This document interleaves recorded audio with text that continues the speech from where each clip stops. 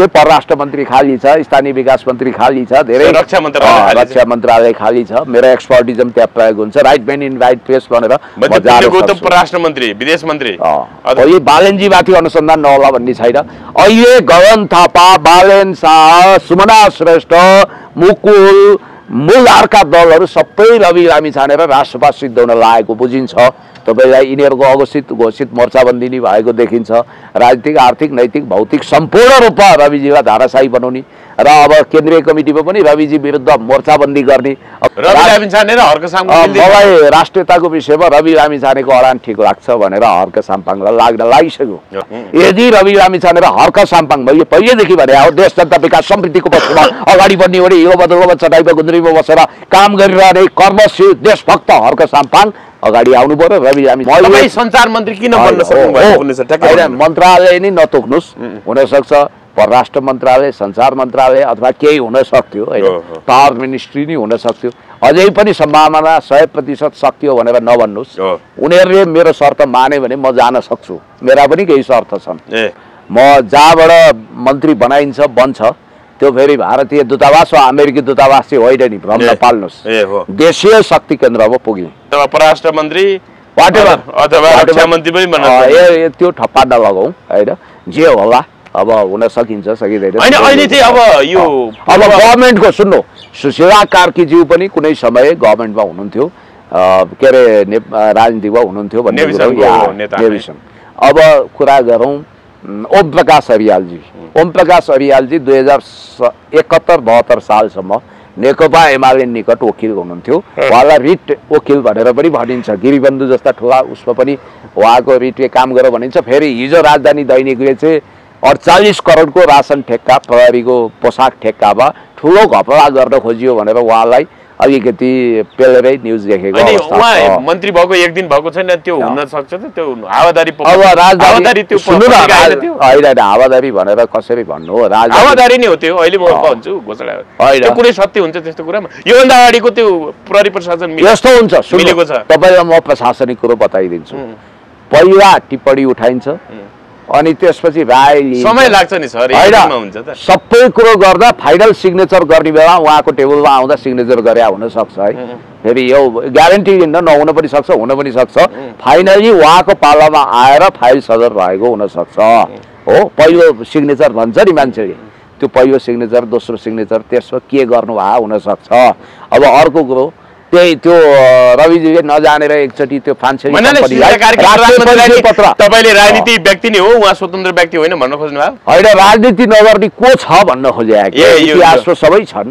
अनि अर्को कुरो रवि लामिछानेले इनोसेन्सीमा आएर त्यो बेलामा फ्रान्सेली कम्पनीमा राष्ट्रिय परिचय पत्र छाप्न दिनुभएको थियो नि त। त्यो उहाँले नबुझेर, बुझेपछि त्यो करेक्सन गर्नु होइन। अहिलेको मन्त्रीमण्डल जस्तो महावीरपूर्ण विज्ञान, शिक्षा विज्ञान तथा प्रविधि मन्त्री बन्नुभयो। उहाँ राष्ट्रिय आविष्कार केन्द्र खोले, त्यो संस्थापक अध्यक्ष भएर उहाँले कीर्तिपूर्वक ढङ्गले आविष्कार नयाँ नयाँको इनोभेसन गरिराख्नु भएको थियो। उहाँ त मन्त्रालयमै त्यही कोठा, एउटा कोठा दिए पुग्छ, यहीँ खाना पकाउँछ, यही काम गर्छु भन्नुभएको छ। मलाई भन्नुभयो, कसरी हेर्नु भएको छ? यो क्याबिनेटमा देखाउन लायक एक दुईजना मन्त्रीमा उहाँ पनि पर्नुहुन्छ। कुलमानजी पनि देखाउन लायक, उहाँ पनि देखाउन लायक हो। उहाँ अलि सिधा मिजाजको मान्छे हो होइन, लप्पन छप्पन धेरै जान्नुहुन्न। हुन त उहाँले 13-14 करोड किताब बेचेर पैसा बटुल्नु, त्यो कहाँ गयो भनेर वाहियात शङ्काको भाउ त उठाउने पनि छन्। उहाँले कृषि औजार कारखाना स्थापना गर्नको निम्ति किताब बेच्दै हुनुहुन्छ। कृषि औजार कारखाना त काम सुरु भइसक्यो भन्ने कुरा सुरु भएको छ, उहाँलाई धन्यवाद छ। र यो आविष्कार केन्द्र भन्ने ठाउँमा म पनि पुगेको छु, तपाईँ पनि सायद जानुभयो होला। कोरोना कालमा हामीले केही व्यवहारिक सिँढी हो, त्यहाँ हामी गएको थियौँ। अब उहाँ अलि झर्को फर्को गर्ने उहाँको आफ्नै तरिका होइन। युवाहरूलाई के भन्न चाहनुहुन्छ भन्दा जेसुकै गर भनेर भनिदिने होइन, उहाँको आफ्नो शैली छ। हिजो पनि अब तपाईँ आएपछि शिक्षा र स्वास्थ्य फ्री हुन्छ, निःशुल्क हुन्छ भन्दा म भगवान् हो र गर्न भन्नुभयो। त्यो स्ट्रेट फरवार्ड उहाँले बोलेको रविजीको कारण उहाँलाई झन् यो मूर्खता किन गर्नुहुन्छ? उहाँको फाइट डढ्यो भने त उहाँको मुद्दाको प्रक्रिया झन् ढिलो हुनसक्छ, किनभने फेरि मिसिल जुटाउनु पर्यो, सबै गर्नु पर्यो। त्यस कारण कतै यो रवि लामिछानेलाई फसाउनको लागि यो सब प्रपञ्च त भएको छैन। यो डिजाइन उहाँको पोलिटिकल कद घटाउने कन्स्पिरेसी डिजाइन त होइन भन्ने पनि लाग्छ। अहिले हेर्दाखेरि यो नयाँ इमर्जिङ सबभन्दा म्याच्योर मैले देखेको रवि लामिछाने हो। पोखरा उच्च अदालत र कास्की उच्च अदालत र अनि पोखरा सूर्यदर्शनको मुद्दा हेरेको जिल्ला अदालतमा एक ढङ्गले भन्दाखेरि ती मुद्दा मामिलामा अब त्यो रविको विषयमा त्यहाँ डराउँदै गर्दाखेरि त्यहाँ प्रदर्शनकारी पुरै तपाईँले भने जस्तै रविको मुद्दा ढिलाइ गर्न पनि हुनसक्छ। कसरी भने त्यहाँ चाहिँ जो आन्दोलनकारी थिए त्यहाँ प्रदर्शनकारीहरू एकजनालाई एउटा सञ्चार माध्यम लिएको थियो, त्यो को भन्दाखेरि सबै नौला मान्छे, कोही चिन्ने मान्छे परिचित मान्छे थिएनन्, पुरै बाहिरको मान्छे ल्याइएको भन्ने कुरा नै आयो होइन। होइन, यो त नेपालको अर्थतन्त्रको ढाड भाँच्ने, नेपाललाई फेल्ड स्टेट बनाउने, नेपाललाई मल्टिपल अर्ग्यान फेलियरतिर लाने एउटा ग्रान्ड कन्स्पिरेसी अन्तर्गत यो आगजनी भएको छ। देशभक्त राष्ट्रिय पुँजीपति मिनबहादुर गुरुङको त 27वटा भाटबटेनी मध्ये 14वटा डढाएर खरानी बनाए। हेर्दा पनि आँसु आउँछ। नेपालका व्यापारिक प्रतिष्ठानको हालत कंकाल जस्तो भएको छ। नेपालको अर्थतन्त्र धाराशायी छ। यस्तो गरिएको छ कि सिस्टमै फेल खुवाउने गरी यो सब कन्स्पिरेसी भएको छ। सिंहदरबार जस्तो रणनीतिक महत्त्वको ठाउँमा एउटा अद्भुत संयोग हो। बालेनजीले एउटा आवेशमा आएर सिंहदरबार म जलाइदिन्छु भन्नुभएको थियो। केही भयो भने एउटा कुरा के हुन्छ भने कुनै पनि अपराधको परिकल्पना गर्नु भने पनि अपराधतर्फ अगाडि बढ्नु हो भनिन्छ फौजदारी केसमा। संवाद गर्नको लागि समाजसेवी पुण्य गौतम हुनुहुन्छ। पुण्य सर नमस्ते, यहाँलाई स्वागत छ। थ्याङ्क यू सो मच, धन्यवाद।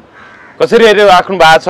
राष्ट्रिय स्रोत कि पूर्व सांसद निवर्तमान सांसद भन्दा पनि फरक पर्दैन, भर्खरै संसद विघटन भयो र उहाँहरूको सांसद पद गयो।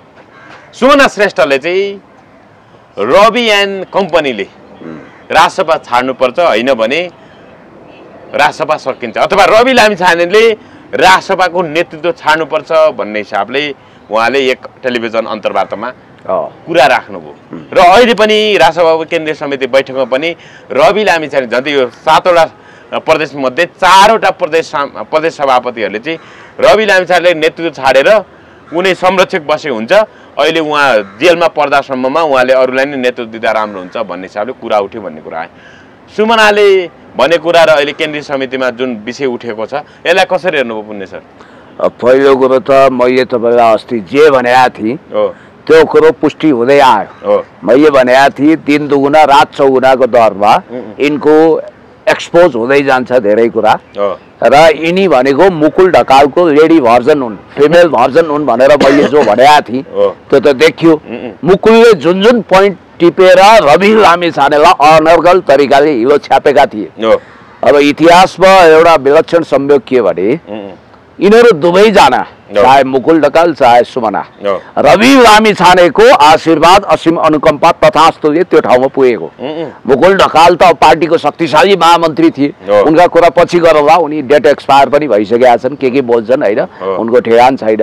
यी दुवैको उद्देश्य भनेको बालन शाहसँग जुगलबन्दी गरेर भविष्यमा राजनीति गर्ने हो। त्यसको लागि त पहिला त राजसभा विघटन गराउनु पर्यो, सके विघटन नभए छिया बनाइदिनु पर्यो, रवि लामिछानेमाथि अट्याक गर्नु पर्यो।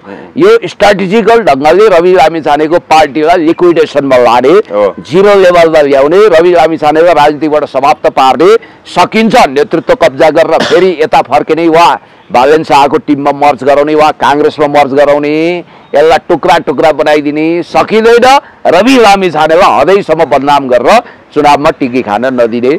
यो गेम प्लान, यो ग्रान्ड डिजाइन, यो स्ट्राटेजी अन्तर्गत काम भइरहेछ।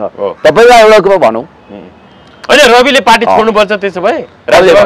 यो सुन्नु, यो Rabi Lamichhane and private company भनेर उनले भनिन् नि, त्यसो चाहिँ नभनौँ। तर रवि भनेकै राजसभा, राजसभा भनेकै रवि भनेर अभिव्यक्त भयो।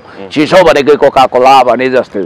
तपाईँलाई एउटा इन्ट्रेस्टिङ कुरा के गरौँ भने रवि लामिछानेको वान पिस महानायकत्व स्थापित गरेर त्यसैको गुरुत्वमा रविलाई सौर्यमण्डलको सूर्य मानेर अरू ग्रह उपग्रहहरू घुमेका हुन्। यो कुरा स्पष्ट छ। कौन सुमना, कौन मुकुल कसैलाई थाहा थिएन। रवि लामिछाने भनेको त सेल्फ मेड मान्छे हो होइन। रविको बलबुता प्रभाव तुजुकको कारण यो पार्टी इस्टाब्लिस भयो। अब यहाँनिर के देखिन्छ भने गगन थापाले पनि हदैसम्म खेल्न खोजेका छन्। बालेन शाह र गगन थापा मिलेर कुनै न कुनै रूपमा घोषित वा अघोषित रूपमा, तपाईँलाई आज एउटा अप्रिय कुरा राख्छु, यिनीहरूको बिचमा एउटा ट्यासिट गुप्त अन्डरस्ट्यान्डिङ के हुन सक्छ भने रवि लामिछानेको पार्टीलाई छिया बनाइदिने, रवि लामिछानेलाई जेलमै सडाइदिने र यो पार्टी कतै बालेनपट्टि मिलाउने, अलिकति टुक्रा काङ्ग्रेसमा मिलाउने कन्स्पिरेसी हुन सक्छ। र यहाँनिर मैले एउटा कुरा भन्नै पर्छ, केही सांसदहरूले पनि रवि लामिछानेको इनोसेन्सी निर्दोषितालाई दुरुपयोग गर्न खोजेकै हुन्। जस्तो तपाईँलाई एउटा उदाहरण दिन्छु, रवि लामिछाने बसेको जेलमा आगजनी गर्ने जस्तो टाइपको छाटकाट देखाउन एउटा सांसद गयो नि, त्यसले कसलाई असर पार्यो सबभन्दा बढी तपाईँले त बुझ्नु भएको छ, रवि लामिछानेलाई त्यसले धेरै ठुलो क्याजुअलिटी गर्यो। अनि अर्को कुरो, अर्की सांसद पार्टीको नीति विपरीत जेनजी मोभमेन्टको अभियानकर्ता जस्तो भएर हस्पिटल जलिरहेको बीआईसीसी अगाडि गएर प्रोभोक गरिरहेकी छिन्। यी सब गतिविधिले रवि लामिछानेलाई कमजोर बनाउन खोजिरहेको छ। उहाँले डाक्टर तोसीबा कार्कीको सन्दर्भबाट जोड्नुभयो। उहाँ अब सङ्घीय संसद भवन अगाडि केही कुराहरू गरिरहेको प्रदर्शनकारीमाथि जेनजीको जुन प्रदर्शन भएको थियो त्यो दिन त्यहाँ उहाँ उपस्थित भएको कुरा प्रष्टै भयो। उहाँले पनि नेतृत्व अलिकति सुधार हुनु पर्यो, सचिनु पर्यो भन्ने हिसाबले रवि लामिछानेलाई नै सचिनु पर्यो, नेतृत्वमा पुस्तान्तरण हुनु पर्यो भने जस्तो जेनजीको माग र भावनाअनुसार काम हुनु पर्यो भने जस्तो कुराहरू भनेपछि डाक्टर तोसीबा कार्की, सुमना मुकुल एउटै लयमा हिँड्न खोज्या हुन्। त्यहाँ अझै पनि केही मुठीभर औँलामा गन्न सकिने सुमनाहरू छन्, मुठीभर मुकुल ढकालहरू छन् जसले रवि लामिछानेलाई बेदखल गर्न चाहन्छन्। अब सिधा भन्दा स्वर्णिम वाग्लेजी अथवा मनिष झाजीहरू उहाँहरू यो चाहनुहुन्छ कि यस्तो लाग्छ कि उहाँहरू आफै नेतृत्वमा आउन चाहिरहनु भएको छ। अब रवि लामिछानेको अहिले निराशा बढाउने काम भइरहेछ, किनभने अहिले उहाँलाई जुन जुन फौजदारी केसहरू छ त्यसको कारण उहाँले तत्काल सफाई नपाउँदा चुनाव लड्न सक्ने अवस्था हुँदैन। 6 महिनाभित्र यदि जेनरल इलेक्सन भयो, चुनाव भयो भने रवि लामिछानेको पोलिटिकल करियर एकदमै ठुलो सेटब्याक हुन सक्छ भन्ने कुरोले रविजीलाई अलिकति निराश बनाएको छ। तर याद गर्नु होला, मलाई लाग्छ 6 महिनाभित्र चुनाव पनि हुँदैन हैन। अब यो या त बङ्गलादेशमा युनुस अन्सारीको जस्तै लम्बिन्छ हैन। रवि लामिछाने अस्ति कारागारबाट निस्केर गलतै गरे हुन् कि त्यो परिस्थिति जन्ने उपहास अथवा त्यो ढङ्गको बाध्यता अवस्था? ए बाबा, त्यो ठाउँमा जो भए पनि त्यही गर्थ्यो। उहाँलाई के देखाइयो? गृह सचिवको पत्र देखाइयो। के भनियो?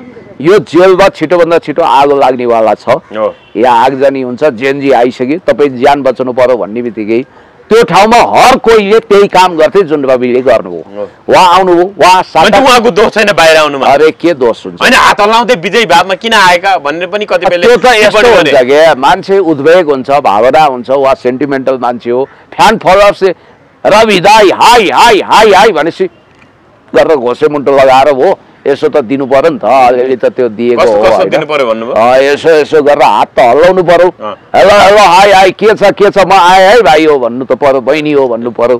कुरा त्यति हो। त्यसलाई धेरै एक्जाजरेसन गरियो। कतिसम्म भने वान्टेड फिल्मको सिनलाई जोडेर प्रकाश राज भन्ने भिलेन्जी जेलको कारागार तोडेर बाहिर आउन खोजेका हुन्छ। समुद्र देखेपछि निराश भएर फेरि जेलमै फर्किए जस्तो अवस्थासँग त्यसको तोडा गरेका छन्। यो बिल्कुल वाहियात कुरा हो। रवि लामिछाने आफ्नो बर्थडे नमनाएर आफ्नो पितृको श्राद्ध नगरेर जेल जानु भएको छ, चान्चुने कुरा हो। त्यसकारण त्यहाँ जेलमा आगो लगाए भए के हुन्थ्यो? अनि अर्को कुरो, अहिले रवि लामिछानेको पोलिटिकल करियर ध्वस्त बनाउन एउटा अत्यन्तै गोबल्स घटिया प्रचारबाजी भएको छ। के भनिएको छ भने रवि लामिछानेको कारण लगभग 14,000 कैदीहरूले जेल विद्रोह गरे र ती सङ्गीन अपराधमा मुछिएका मानिसहरू थिए।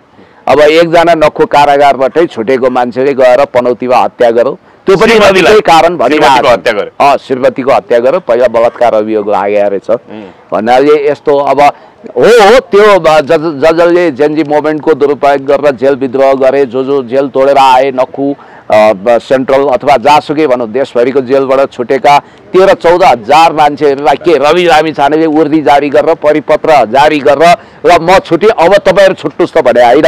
रवि लामिछाने त्यो पनि अनाधिकृत ढङ्गले गुटुटु कुदेया पनि होइन। पत्र गइसकेपछि उहाँ आउनुभयो। अब पत्रको सत्यापनको विषयमा त रवि लामिछानेले त्यहाँ कम्प्युटर खोलेर टेलिफोन गरेर सोध्ने कुरा पनि भएन। त्यस कारणले गर्दाखेरि मलाई जहाँसम्म लाग्छ अब हिजो प्रधान न्यायाधीशज्यूको इन्टरभ्यू हेर्दा छाटकाट के देखियो भने संसद पुनर्स्थापनातिर नि परिस्थिति अगाडि बढ्ला जस्तो छ। अब 6 महिना प्रधानमन्त्रीले नि त्यस्तो संकेत गर्नुभयो। प्रधान न्यायाधीशको कान्तिपुरमा इन्टरभ्यू प्रकाश मान सिंह राउत उहाँ संकेत बुझ्न हामी सिपालु हुनुपर्छ। उहाँले के भन्नुभएको छ भने सायद अब संसद डिजल्युसन भएको विषयलाई लिएर रिट आउँछ होला, त्यो आइसकेपछि के गर्ने सोचौँला भन्नुको आशय त संसद विघटन गर्ने कुरोको खिलाफमा म छु भन्न खोज्या हुन सक्छ नि। त्यहाँको फुल बेन्च संवैधानिक इजलासले भोलि संसद पुनर्स्थापना गरिदियो भने त बेग्लै परिस्थिति हुन्छ। एउटा सम्भावना यो। दोस्रो, 6 महिनाभित्र चुनाव हुने स्थिति 2% होला मेरो विचारमा। फेरि अहिले मन्त्रीमण्डलको अनुहारको विषयमा अहिले एक व्याख्या गरौँला हामी। यो त एनजीओहरुको सरकार बन्न लाग्यो, यो विषयमा आउनु बाबरा फाउन्डेसनको यो सरकार बन्न थाल्यो। रविजीकै कुरा टुङ्ग्याएपछि त्यता आउँला। हैन, रविलाई चाहिँ अब छोड्दैछन् प्रधानमन्त्री सुशीला कार्कीले पनि रवि लामिछाने मुद्दा चाहिँ विशेष चासो लिनुभयो भन्ने कुरा आयो मन्त्री परिषदकै बैठकबाट। उहाँ बारे जस्तो आर्थिक लेनदेनका विषयमा चाहिँ क्याबिनेट निर्णय गरेर एक ढङ्गको निर्णय गर्ने, त्यसलाई कानुन बनाउने। यो लेनदेनको विषय चाहिँ थुनामा बस्नु नपर्ने, बरु बाहिर नै मिलापत्र गरेर पनि समाधान गर्न सकिन्छ भन्ने हिसाबको विषय ल्याएर अध्यादेश मार्फत नयाँ ऐन कानुन ल्याएर रविजीको लागि कम्फर्ट जोन, रविजी र रविजी जस्ता मान्छे स्पेसली रविजीलाई मात्रै टार्गेट गरेर भन्नु भएन, समग्र होलमा जो पीडित हुनुहुन्छ आर्थिक कारोबार गरेर सुरुमा मुद्दा अभियोजन गर्दा पोलिटिकल बायसले काम गरौँ। मान्छे रवि लामिछानेले जिताउन प्रधानमन्त्री सुशीला कार्कीले चासो राख्नु यस्तो त्यसरी प्लेन वर्डमा व्याख्या गर्दा अलिकति असर पर्छ, किनभने उहाँ भूतपूर्व प्रधान न्यायाधीश हो, former chief justice of supreme court हो। त्यसकारण यसरी प्लेन भाषामा नाङ्गो तरिकाले भन्नु हुँदैन। यति हो कि रविजी प्रति उहाँको सिम्पथी हमदर्दी छ र उहाँ रवि लामिछानेलाई छुटाउनु पर्छ भनेर पहिला झन्डै हस्ताक्षर गरिसकेका व्यक्ति हो। त्यो आधारमा उहाँले बिल्कुल राजनीतिक पूर्वाग्रह राख्नुहुन्न र आज उहाँ सत्तामा पुग्नुको पछाडि कहीँ न कहीँ रविजीको पनि हात छ भन्ने बुझिन्छ र रवि लामिछानेसँग उहाँको सुमधुर सम्बन्ध भने अहिले अगाडिदेखि नै हो। मैले तपाईँलाई एउटा कुरा सम्झाउँ, द लिडर भन्ने एउटा ग्यालेक्सी फोके टेलिभिजनमा प्रोग्राम लन्च हुँदै थियो, त्यसको जजको रूपमा डाक्टर बाबुराम भट्टराई र सुशीला कार्की नै तोकिनु भएको थियो। त्यसैले मैले तपाईँलाई भन्न खोजेको कुरा के हो भने रवि लामिछाने र सुशीला कार्कीको बिचमा हार्दिकता छ अहिलेको प्रधानमन्त्री रवि लामिछानेजीको बिचमा, र सम्भवतः उहाँलाई कम्फर्ट जोन हुने गरी केही ऐन बन्न सक्छ, केही अध्यादेशहरू आउन सक्छ र रवि लामिछानेको मुद्दा त्यो नभए पनि फास्ट ट्र्याकबाट जान सक्छ र मलाई आशा छिटो टुङ्गिन्छ जस्तो लाग्छ। तर अब संसदै पुनर्स्थापना यो बिचमा भइदियो भने त अलिकति गाह्रो पर्ला। अब यहाँनिर तपाईँको संसद पुनर्स्थापना हुने, फेरि काङ्ग्रेसको नेतृत्वमा सरकार बन्ने, त्यही त होला। सरकार पुनर्स्थापना भएपछि अलिकति पूर्वाग्रह शान्ति मान्छे आयो भने त भोलि बाना के पाउँछन् भने मिसिल जति जम्मै डढिगयो भनेर झन्झन मुद्दा लम्ब्याएर रविजीलाई मर्नु न बाँच्नु बन्नु न सक्छन्। होइन, पोखरा पनि सूर्यदर्शन सहकारीको जुन मुद्दा चलेको थियो रविमाथि, धरोटीमा छाडेको थियो, त्यहाँ र उच्च दल पोखराको त्यो सहकारीको ठगी प्रकरणको रवि लामिछाने मुद्दा भएको त्यो कागजातहरू पनि त्यहाँ डढायो भन्ने कुरा यो के हो, यसले कतिको असर पर्छ? यस्तो हो, सुन्नुहोस् है, त्यहाँ कतिले दुई थरी तर्क गरे। एका थरीको तर्क छ रवि लामिछानेको फाइल चाहिँ सबैतिर सुरक्षित, हार्ड डिस्कमा पनि विवरण छ। अरूको सङ्गीन मुद्दाहरू जस्तो नक्कली भुटानी प्रकरण अथवा दुर्गा पसाई यो आदि मुद्दाहरू चाहिँ कागज मिसिल जम्मै डढ्यो, कारण के हो भन्ने एका थरी छन्। अर्को थरी चाहिँ रवि लामिछानेको भयभरका मुद्दाका फाइलहरू डढ्यो, जहाँ रवि लामिछानेको मुद्दाको फाइल थियो त्यो सबै अदालत डढाइयो, महाधिवक्ताको कारबाही डढाइयो भन्ने कुरा छ। तर अब मुद्दाको कुरा के हुन्छ भने यसले त घाटा, कमन सेन्स प्रयोग गर्ने हो भने घाटा त रविजीलाई लाग्छ।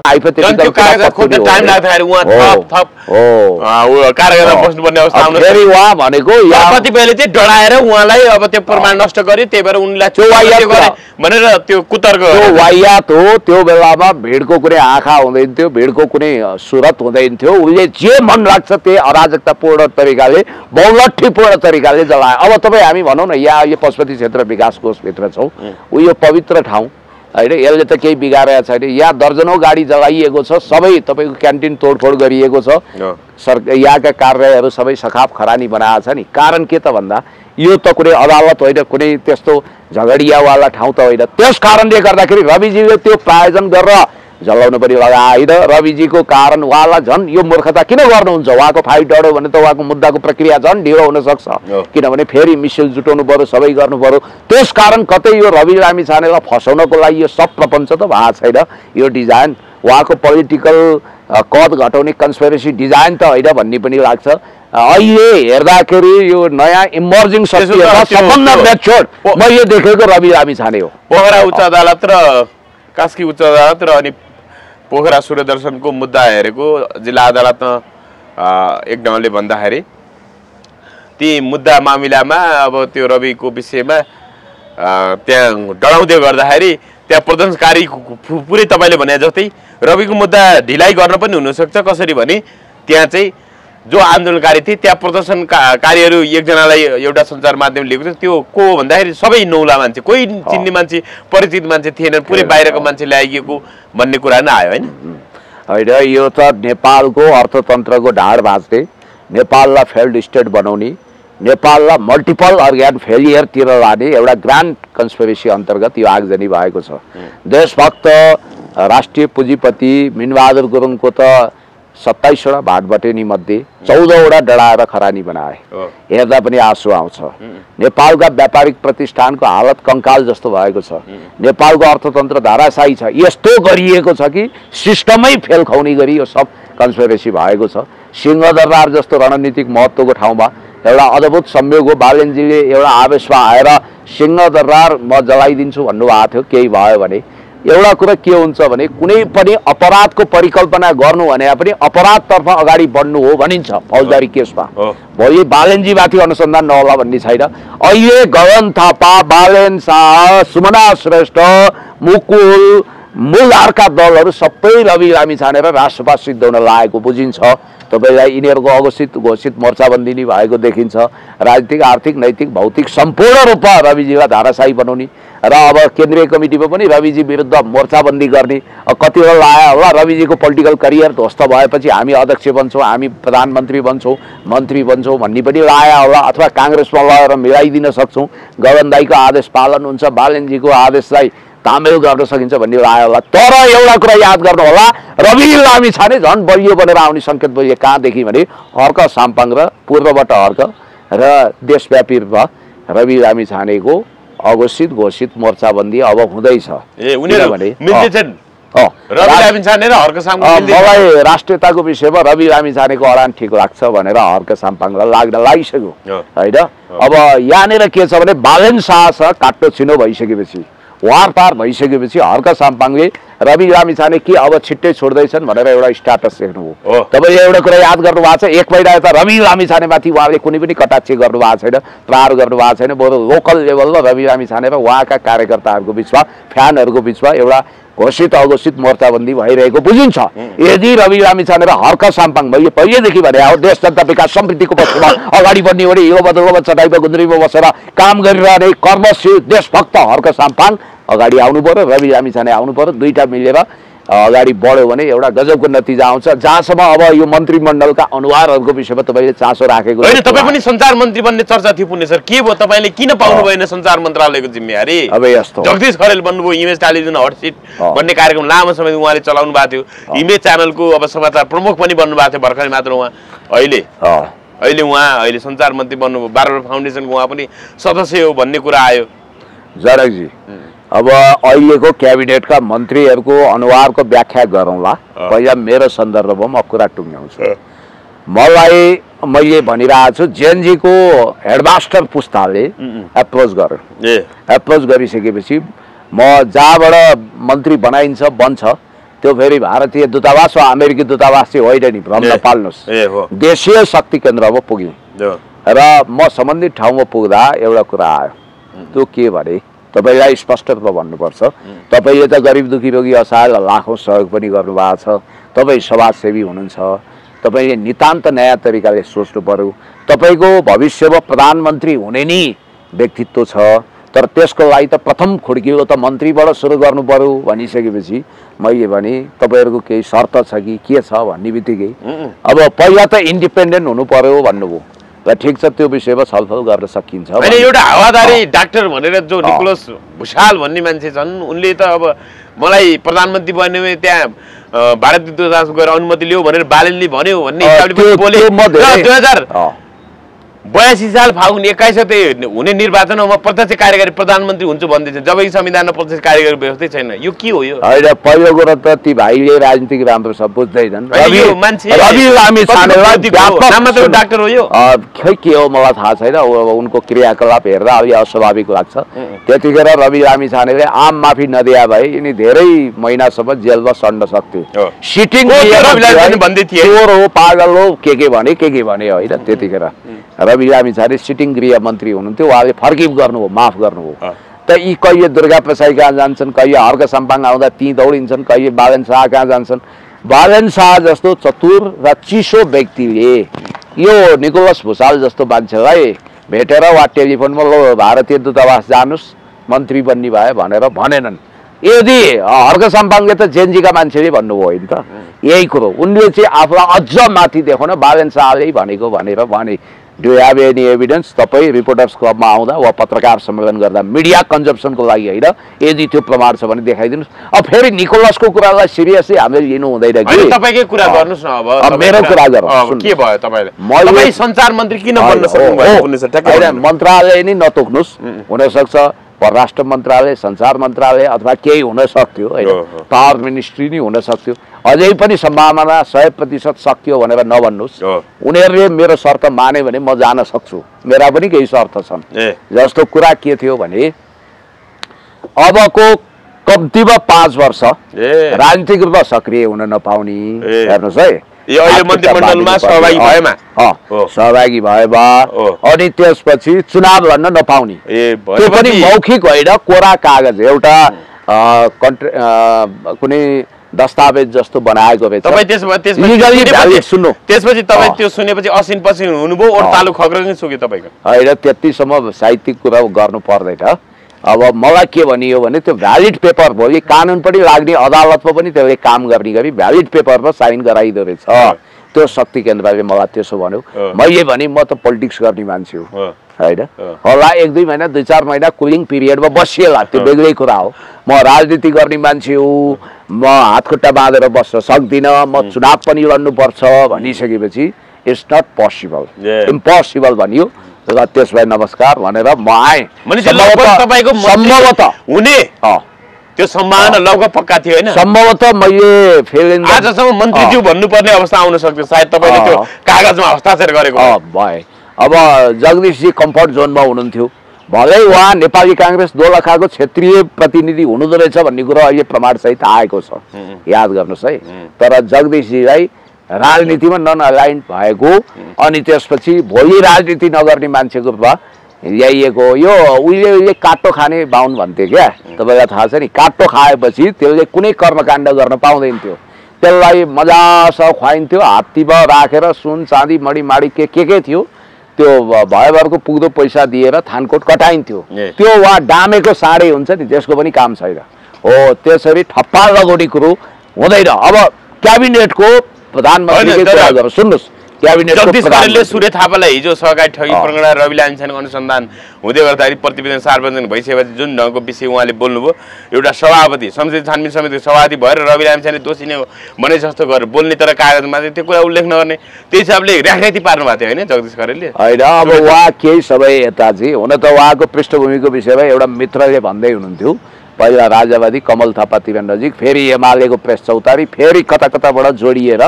उहाँ यता काङ्ग्रेसतिर आउनुभयो। बारबराको कुरो चाहिँ के हो भने अहिले रहस्यमय तरिकाले पहिला सुशीला आमाको विषयबाट जाउँ। सुशीला कार्कीज्यू पनि वान्स अपन अ टाइम नेभी सङ्घको नेता हुनुहुन्थ्यो, इट मिन्स काङ्ग्रेसी नेता। उहाँले काङ्ग्रेसी नेता दुर्गा सुवेदीसँगै विवाह गर्नुभयो, एक्टिभ पोलिटिक्समा हुनुहुन्थ्यो। पछि न्याय क्षेत्रमा आएपछि राजनीतिमा प्रत्यक्ष संलग्नता देखाउन पाइएन। उहाँको जीवनको विचित्रता के छ भने डाक्टर बाबुराम भट्टराईको सल्लाहमा 2065 सालमा प्रचण्डजीले उहाँलाई सर्वोच्च अदालतको न्यायाधीश बनाउनुभयो, वरिष्ठ अधिवक्ता हुनुहुन्थ्यो। उहाँ सब वरिष्ठ अधिवक्ता हुँदै म मानवाधिकार सम्बन्धी एउटा गोष्ठीमा भाग लिन बडोबहादुर कार्कीजी, म मुक्ति प्रधानजी हामी धनकुटामा सँगै गएका छौँ, लामो यात्रा भएको छ, बिचबिचमा पनि भेट भएको छ। उहाँ म प्रति हमदर्द पनि हुनुहुन्छ, उहाँ मेरो स्किल पनि उहाँलाई थाहा छ। सुशीला कार्कीले देख्न चाहनु भएको थियो पक्का। पुण्य गौतमलाई सुशीला कार्की अहिलेको प्रधानमन्त्रीले मन्त्री बनाउन चाहनुहुन्थ्यो, तर उहाँको चाहनाले मात्रै पुरा हुने अवस्था होइन, उहाँको चाहनामा शर्त थियो, त्यो शर्तमा म मन्जुर हुन सकिनँ। भोलि मैले भनेको कुरो मानियो भने एकछिनको लागि ल कोरा कागजमा हस्ताक्षर नगर्ने, त्यसपछि अब कुलिङ पिरियड, एउटा कुलिङ पिरियडमा त मान्नु पर्यो। त्यो पछि कुनै कानुनी प्रबन्ध हुँदैन, नैतिकताको कुरो हुन्छ। ठिक छ, एउटा जेन्टलमेन एग्रिमेन्ट, चुनाव नलड्ने, राजनीति नगर्ने भन्ने त जेन्टलमेन एग्रिमेन्ट भयो। त्यसलाई कानुनी बाध्यात्मक लेजिटिमेसी भएको कागजसहित गर्ने कुरा इन्कार गरेर होइन भ्यालिड पेपरमा सिग्नेचर गर्ने कुरो इन्कार गरेर त्यसलाई एउटा नैतिकताको मात्रै प्रश्न बनाइयो भने म जान तयार छु, किनभने नैतिकताको कुरो त त्यसलाई परिभाषा नयाँ तरिकाले दिन सकियो हो। मैले होइन त्यो बट्टै भन्नै परेन, त्यसका विभिन्न व्यवहारिक पाटा पक्षहरू हुन्छ। त्यो भयो भने अझै परराष्ट्र मन्त्री खाली छ, स्थानीय विकास मन्त्री खाली छ, धेरै रक्षा मन्त्रालय खाली छ, मेरो एक्सपर्टिजम त्यहाँ प्रयोग हुन्छ। Right man in right place भनेर परराष्ट्र मन्त्री, विदेश मन्त्री अथवा परराष्ट्र मन्त्री अथवा रक्षा मन्त्री पनि त्यो ठप्पा नलगाउँ होइन, जे होला अब हुन सकिन्छ सकिँदैन। अहिले चाहिँ अब यो अब गभर्मेन्टको सुन्नु, सुशीला कार्कीज्यू पनि कुनै समय गभर्मेन्टमा हुनुहुन्थ्यो, के अरे राजनीतिमा हुनुहुन्थ्यो भन्ने अब कुरा गरौँ ओम प्रकाश अरियालजी।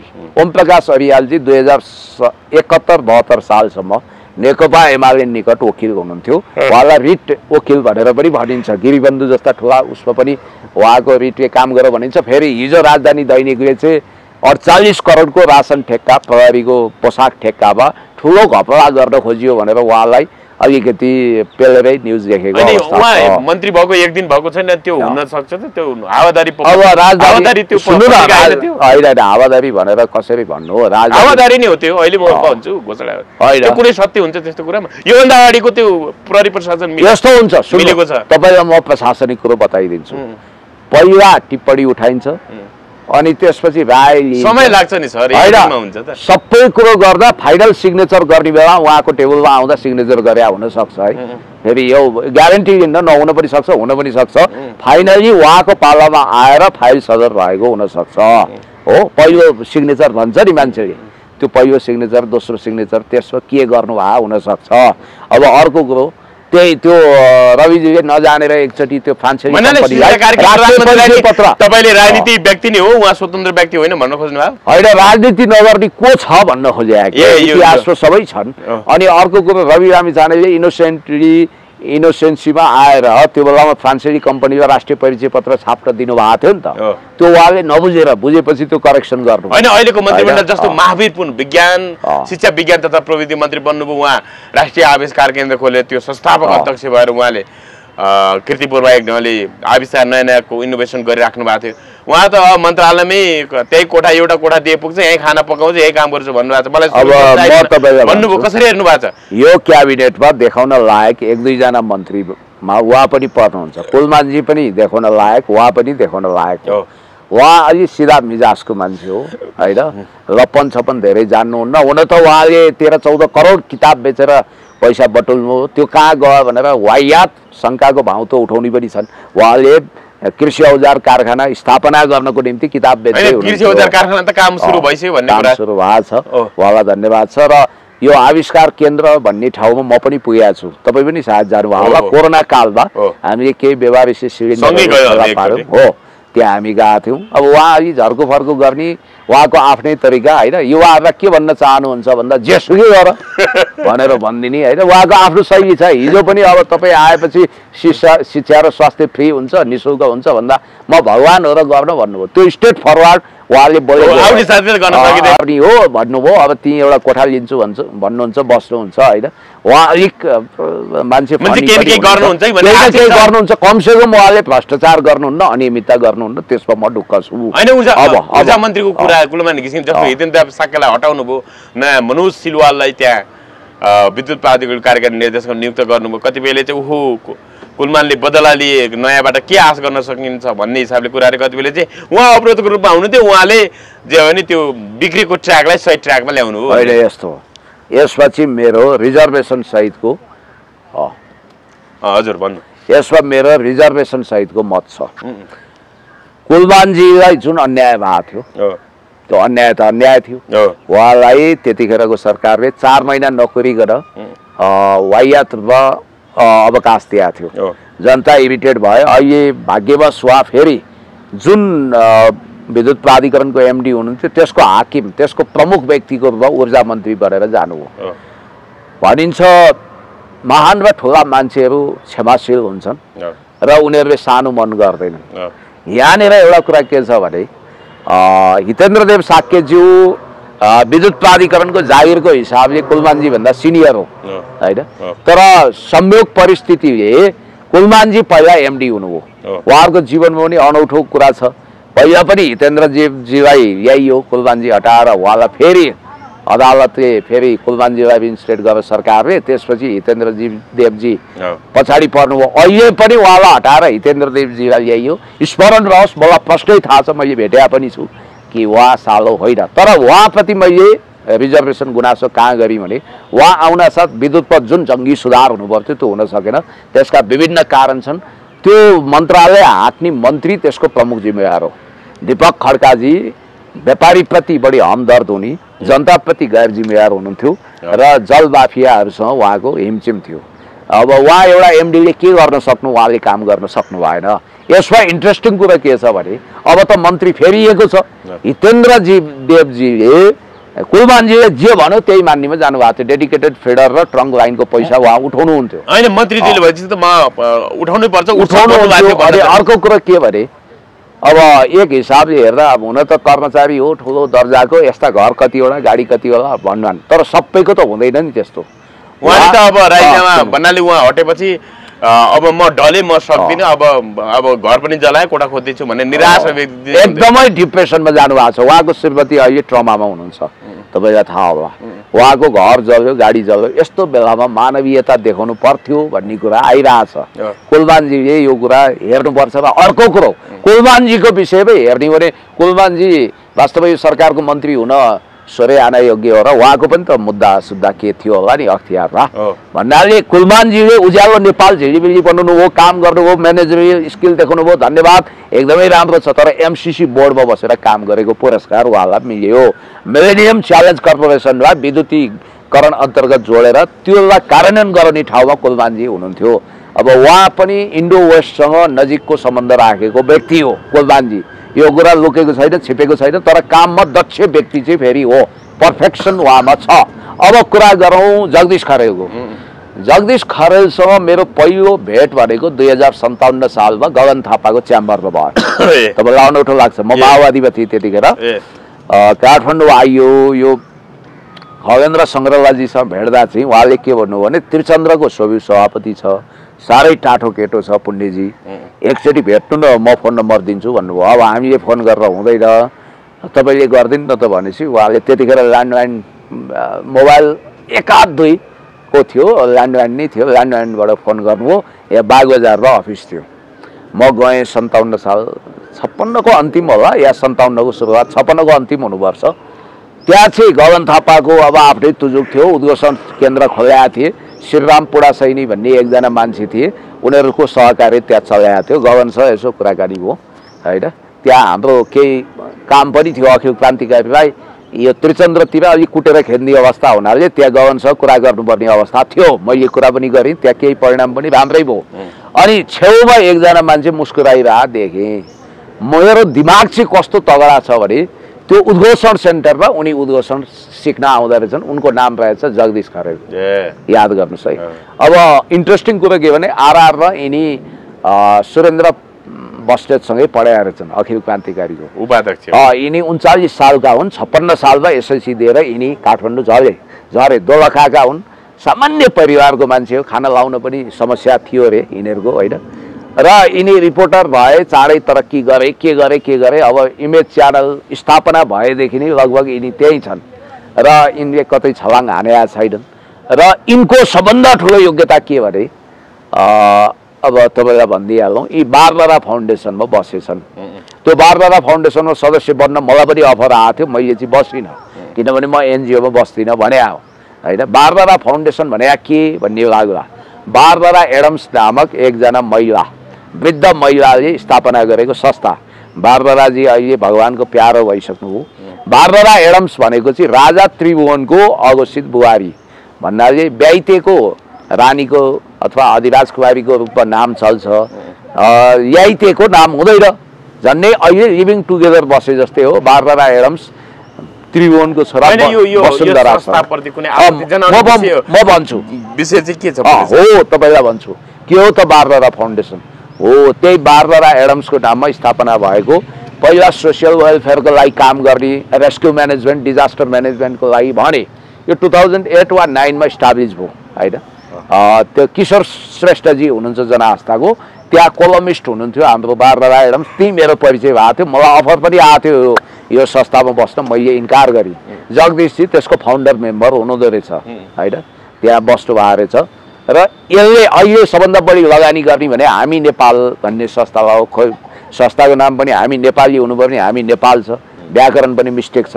त यो सुदन गुरुङहरूलाई बढी लगानी गर्ने संस्था त्यही रहेछ। र बारबरा फाउन्डेसनको चेयरपर्सन भने हाम्रो डाक्टर सन्दुक रोहित र त्यसको जनरल सेक्रेटरी मोहना अन्सारी, सम्भवतः मोहना अन्सारीजी पनि मन्त्री बन्दै हुनुहुन्थ्यो।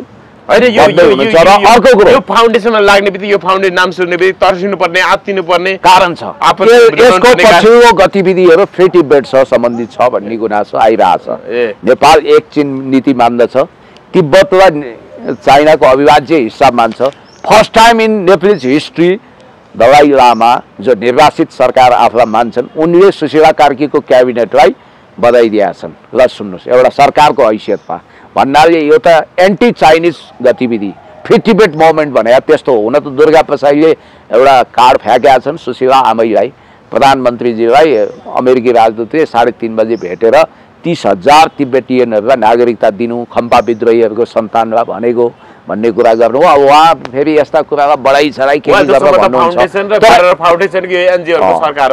हो तपाईँलाई एउटा कुरा भन्छु, समता फाउन्डेसन। अब मन्त्रीमण्डलकै कुरा गरौँ, अब जगदीशजी पनि समता फाउन्डेसनमा हुनाले उहाँ डरो हुनुभयो। अब बारबरा फाउन्डेसनमा, अब बारबरा फाउन्डेसनकै अर्को पदाधिकारी मोहना अन्सारीजी मन्त्री बन्ने लाइनमा हुनुहुन्छ। सन्दुकजी त्यसको अध्यक्ष हुनुहुन्थ्यो, उहाँले मन्त्री पद त्याग गरेकै हो, यति कुरा ख्याल गर्नुहोस्। अब हर्क साम्पाङ किन भएनन् भने उनी कुनै फाउन्डेसनमा थिएनन्, यो कुरा पनि हामी बुझ्नुपर्छ। नेपालमा यत्रा भेटरान पत्रकार, विजय कुमार, किशोर नेपाल, डेमोक्रेटिक लेफ्टिस्ट लाइनका यत्रो पत्रकार हुँदा पनि अब जगदीशजी मन्त्री डिजर्भ गर्नुहुन्न, सरी टु से, उहाँलाई किन लगियो भन्ने कुरोको रहस्य खोल्दैछ। अर्को कुरो म तपाईँलाई भन्छु कि डाक्टर मदन परियार भनेको समता फाउन्डेसनको अध्यक्ष, उहाँलाई राज्य पुनर्संरचना आयोगको अध्यक्ष बनाएको थियो, उहाँमाथि पनि भ्रष्टाचारको केस छ भनिन्छ। डाक्टर सङ्गीता कौशल मिश्रा, यो सङ्गीता कौशल चाहिँ अङ्गीकृत भारतीय नेपाली नागरिक भनिन्छ उनलाई। उहाँको त शपथ रोक्यो, नाम काट्यो, उहाँको अख्तियारमा मुद्दा रहेछ, के रहेछ, लफडा रहेछ। अब चर्चा गरौँ, ओम प्रकाश अर्याल नेकपा एमालेको ठप्पा लगाए मान्छे हुन्, तपाईँलाई थाहा छँदैछ। पहिला एमालेको राजनीति गरेको, पछि रिट वकिल भनेर उनलाई चिनिन्छ, गिरिबन्धु आदि इत्यादिमा यस्तो उहाँको प्रभाव यति शक्तिशाली छ। एउटा न्यारेटिभ निर्माण भएको छ, बालनजीको सिफारिसमा उहाँ आउनुभयो भनेर। ए बाबा, म तपाईँलाई भन्छु, भूमिका र कदको हिसाबले, अन्तर्राष्ट्रिय संलग्नताको हिसाबले बालन शाह उहाँको सल्लाहकार कि उहाँ चाहिँ बालन शाहको सल्लाहकार खोट्याउनु पर्ने अवस्था आयो। ओम प्रकाश अर्यालजी भनेको अन्तर्राष्ट्रिय शक्ति केन्द्र छ, सालनाल जोडिएको व्यक्ति भनेर मान्छेले चिन्दछन्। अब अर्को कुरो तपाईँलाई म भन्छु कि ओम प्रकाश अर्यालजी, अब बालन शाहजीको कुरा गर्दा हुन त समाजमा बालन शाहले 6 महिने प्रधानमन्त्री खान इग्नोर गर्नुभयो, जेनजीले पहिलो नाम सिफारिस उहाँकै गरेको थियो भनियो। ए बाबा, यो चाहिँ केटाकेटी कुरा हो क्या, उहाँ प्रधानमन्त्री उहाँले पनि मागेको हो, नपाएको हो। हर्क साम्पाङले हाकार गर्दै देउसी भैलो खेल्दै एक्सपोज भए बिचरा। बालनले त्यही पद माग्दा नपाएपछि अङ्गुर अमिलोको नीति अप्नाए र गृहमन्त्री र उप प्रधानमन्त्री चाहिँ जान खोजेको, तर उहाँका कतिपय सल्लाहकारले तपाईँ नजानुहोस्, किनभने तपाईँको पदको अहिले गरिमा भनेकै मन्त्री सरह छ, तपाईँ किन जानुहुन्छ, भोलि अदालतले यो सरकारलाई टोपल डाउन गर्न सक्छ भनेपछि उनी ब्याग हटेका हुन्। यो कुरो म तपाईँलाई स्पष्ट राख्छु। अब अरू मन्त्रीको कुरा गरौँ ल, गरौँ अब अरू मन्त्रीको कुरा गर्नु परेन। मैले भन्नु चाहिँ यो सरकारले भर्खरै मात्र उच्च स्तरीय छानबिन आयोग पूर्व न्यायाधीश गौरीबहादुर कार्कीको नेतृत्वमा 3 सदस्यीय 3 महिनाभित्र प्रतिवेदन बुझाउने गरी छानबिन समिति बनाएको छ।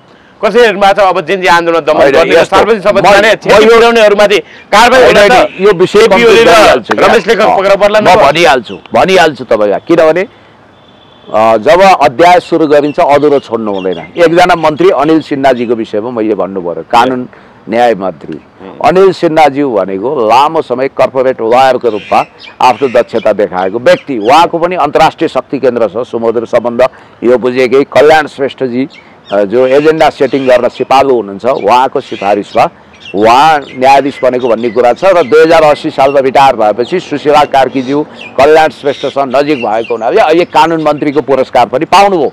अब जहाँसम्म तपाईँले छानबिन आयोगको कुरा गर्नुभयो, गौरीबहादुर कार्कीजी भनेको एउटा दबङ्ग न्यायाधीश हो, अत्यन्तै राम्रो काबिल न्यायाधीश हो, उहाँ निडर हुनुहुन्छ, न्यायमूर्ति हो र उहाँले यो जनआन्दोलन दमन जुन जेनजी आन्दोलनको दमनको विषय छ त्यसलाई छानबिन गरेर दोषीलाई कारबाहीको सिफारिस गर्ने उहाँले कारबाही गर्ने होइन, त्यसको लागि 3 सदस्यीय कमिटी बनाएको छ। 3 महिनाको लागि 3 महिना मैले अब त्यसको म्याद बढ्न पनि सक्छ, 6 महिनासम्म पनि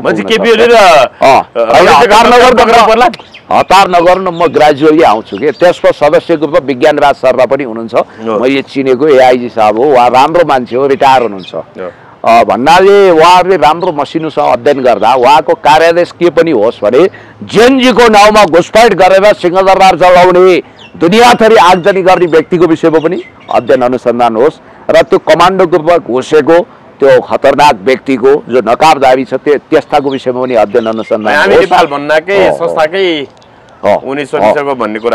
त्यस कारणले गर्दाखेरि मलाई जहाँसम्म लाग्छ चाहे प्रधानमन्त्री होस्, गृहमन्त्री होस्, तात्कालीन जसको हात रगतले कटकटिएको छ, जो अपराधमा संलग्न छ, जसले यो वितण्डा मचाएको छ, केपी शर्मा ओलीज्यूले भनेको एउटा कुरालाई पनि छानबिन गरियोस्। प्रहरीको त्यस्तो हतियारै थिएन, त्यति शक्तिशाली हतियार थिएन र त्यो गोली र त्यो हतियार प्रहरीको होइन कहीँबाट दागिएको छ भनेर उहाँले विदेशीतर्फ र षड्यन्त्रकारीतर्फ कन्स्पिरेसी थ्योरीतर्फ सङ्केत गर्नुभएको छ। त्यो विषयलाई पनि मसिनोसँग उठाइयोस्, छानबिन गरियोस् होइन। अहिले तपाईँले परराष्ट्र मन्त्री कुरा गर्दै गर्दाखेरि नेपाल प्रेसमा आए परराष्ट्र मन्त्रीमा राजेश हमालको चर्चा, महानायक, तपाईँले महानायकको विषयमा निकै धेरै समय खर्च गर्नुभएको छ उहाँको प्रशंसामा विगतका अन्तर्वार्ताहरूमा। कुरा अघि बढे अस्ट्रेलिया तत्काल फर्किने, अब उहाँको परराष्ट्र मन्त्री बनाउने कुरा रहेछ, अहिले अस्ट्रेलिया हुन्छ, उहाँ फर्किने कुराहरू आइरहेछ। अब यस्तो हो, यो ब्युरोक्रेटिक सरकार अथवा अराजनीतिक मान्छेको सरकार हुनाले राजेश हमालजी अङ्ग्रेजी लिटरेचर राम्रो भएको, उहाँको बुवा आफै राजदूत हुनुहुन्थ्यो होइन, चुडाबहादुर हमाल, उहाँ डाक्टर केशरजङ रायमाझीको नाति हो, अङ्ग्रेजी साहित्य राम्रो छ भन्नाले राजेश हमालज्यू परराष्ट्र मन्त्री हुन सक्नुहुन्छ, किन नहुनु।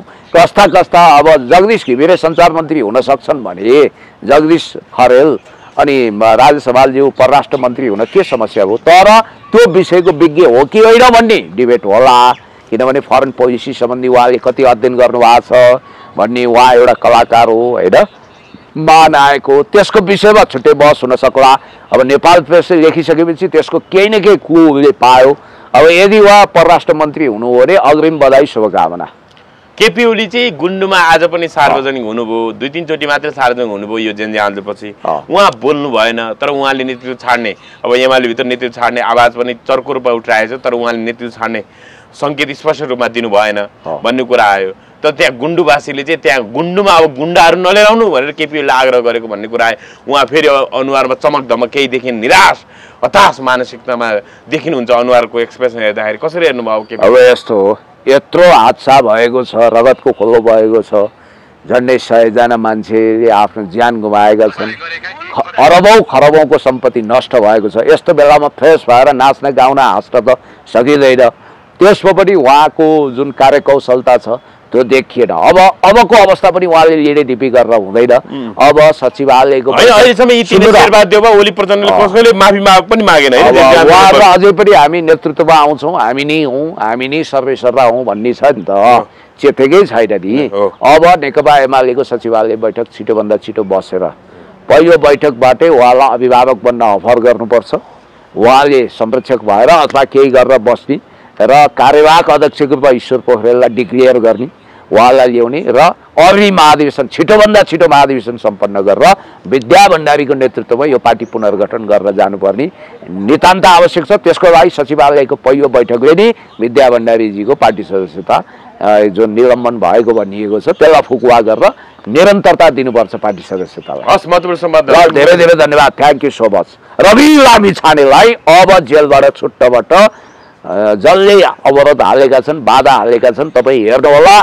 तिहार मनाउन भन भाइ हो देउसी रे, झिलिबिली जिल्ला भन्ने बेलामा रवि लामिछाने तपाईँ हामीसँग देउसी खेलेको अवस्थामा आउनुहुनेछ। धन्यवाद।